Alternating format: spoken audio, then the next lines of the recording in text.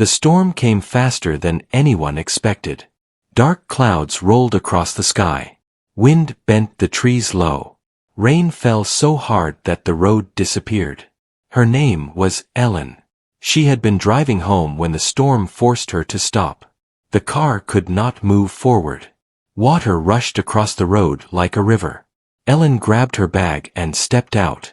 The rain soaked her clothes instantly. Her phone showed no signal. She tried to walk back the way she came, but everything looked different. The storm had changed the land. Paths were gone. Trees had fallen. Within minutes, Ellen realized something frightening. She was lost. The rain slowed after a long time, but the sky stayed dark. Cold air wrapped around her. Her hands shook as she walked along what looked like higher ground. That was when she heard it. Water. Not rain. Flowing water. Ellen followed the sound carefully. Through the mist, she saw something strange. A house. It stood above the river, raised on tall wooden pillars. The water rushed beneath it, fast and loud. The house looked old, but strong. Lights glowed faintly from inside. Ellen stopped in disbelief. Who would build a house here? She stepped closer, calling out softly. Hello. No answer. The porch stairs were narrow but dry. She climbed them slowly. The front door opened before she could knock. An old man stood there. Tall. Quiet. His eyes sharp but calm. You should not be here, he said. Ellen swallowed. I am lost, she replied.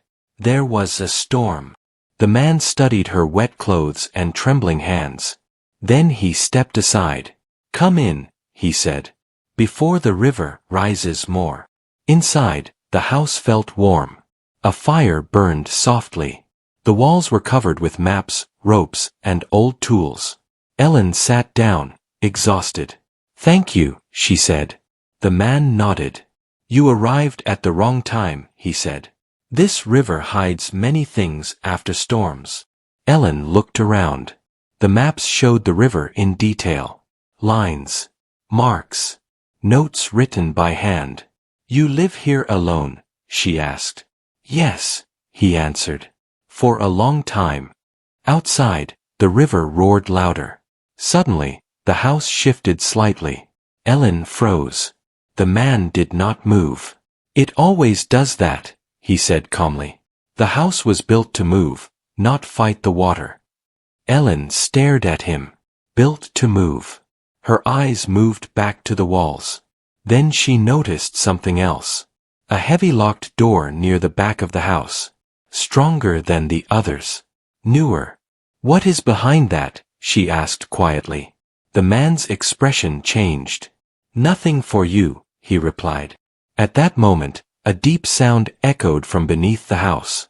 Wood creaked. Water struck hard. The man stood up quickly. The river is rising faster than expected, he said. You must stay upstairs tonight. Ellen followed him, her heart racing. As they climbed, she heard it. A low metallic sound coming from below. Not water. Not wood. Something else. The old man noticed her pause. Do not ask questions, he said firmly. Some secrets keep people alive.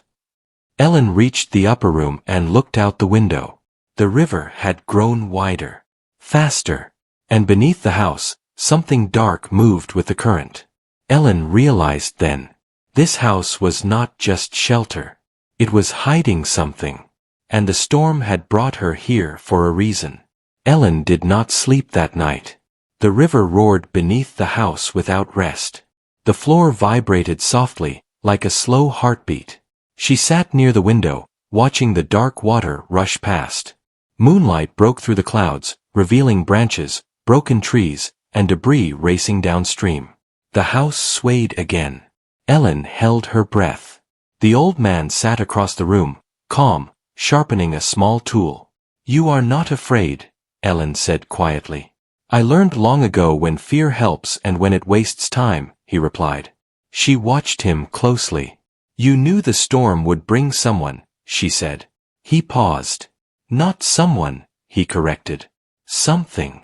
Ellen felt a chill. Before she could ask more, a loud echoed from below. The house shook harder this time. The old man stood quickly. "The anchors are catching," he said. "But the river is uncovering what it hides." He grabbed a lantern and motioned for Ellen to follow. "I thought you said not to ask questions," she said. "You still should not," he replied. "But you are already part of this." They moved downstairs slowly. The sound beneath the house grew louder. Metal scraped against wood. Ellen froze. "That sound," she whispered. "That is not the river." The old man nodded. "It is what the river took years ago." He stopped near the locked door. For a moment, he hesitated. Then he unlocked it. The door opened into a narrow room filled with chains, pulleys, and heavy beams. In the center stood a large metal cage, bolted to the floor. Inside the cage lay several sealed containers, marked with faded warning signs. Ellen's eyes widened. "What is this place?" she asked. "A trap," the old man answered. "And a shield." He lifted the lantern higher. Long ago, after a storm like this, the river exposed something dangerous. People wanted it. They did not understand it. Ellen stepped closer. "You hid it," she said. "I contained it," he corrected. "So it could not hurt anyone." Another shook the house. The cage rattled. One of the containers shifted. Ellen stepped back in fear. "The river is trying to pull it free," she said. "Yes," the old man replied. "And it almost succeeded once." Ellen looked at him sharply. "What happened?" He met her eyes. "People died," he said simply. Silence filled the room.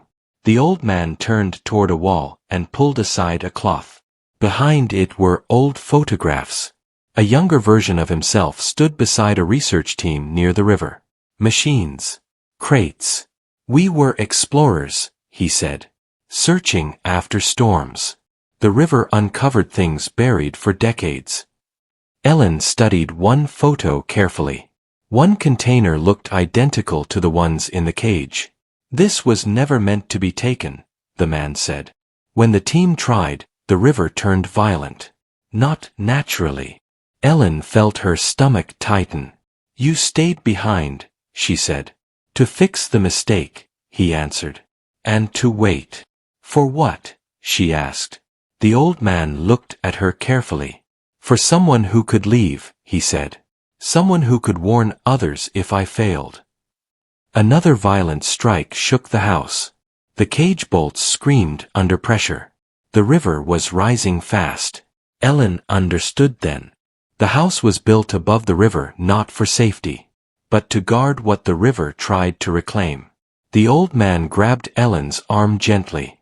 "When the water reaches the red mark," he said, pointing to a beam, "you must leave." "What about you?" she asked. "I will stay," he replied. "No," Ellen said firmly. "We both leave." He shook his head. "The house will not hold without someone guiding it." A loud crack echoed from below. One of the bolts snapped. Ellen's heart raced.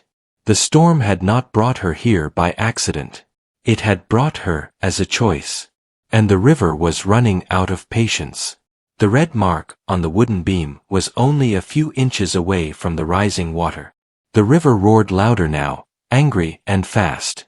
Ellen stood beside the old man, her heart racing. "We do this together," she said.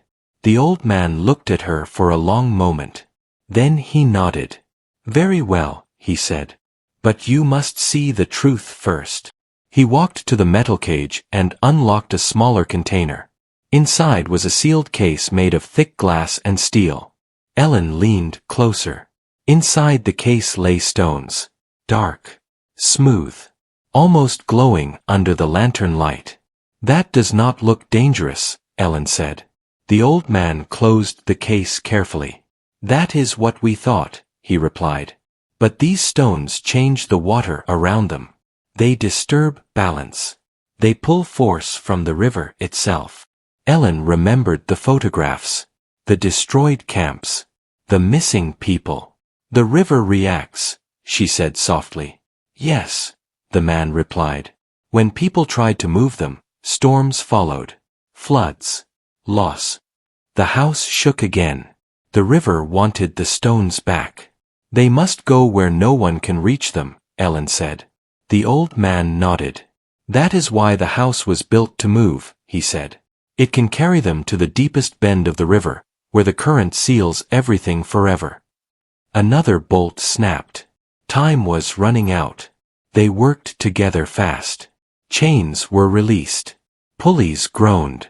The cage lowered slowly through a hidden opening beneath the house. The river surged upward as if sensing it. The old man guided the structure carefully, adjusting ropes and beams. Ellen, he said suddenly, when the platform reaches the bottom, you must leave. She shook her head. I am not leaving you. He smiled gently. I was never meant to leave, he said. But you were. The final rope slipped. The cage disappeared into the dark water below. The river calmed almost instantly. The violent shaking stopped. Silence spread through the house. The old man exhaled slowly. It is done, he said. Before Ellen could speak, the house shifted hard one last time. A support beam cracked. The old man pushed Ellen toward the stairs. Go, he said firmly. She grabbed his arm. Come with me.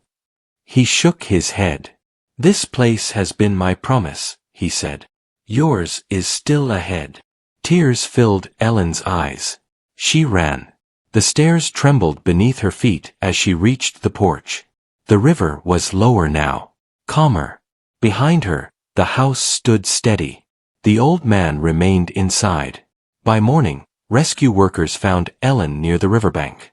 The storm had passed. The house above the river was gone. Only broken pillars remained. No sign of the old man. Days later, Ellen told the story. At first, people did not believe her. But storms near that river stopped. Floods never returned. The land healed. Years later, Ellen stood by the river again. A small marker rested near the bank. For the one who guarded the balance. Ellen placed her hand over her heart. Some secrets were not meant to be kept. They were meant to be protected. And sometimes, a storm does not make you lost.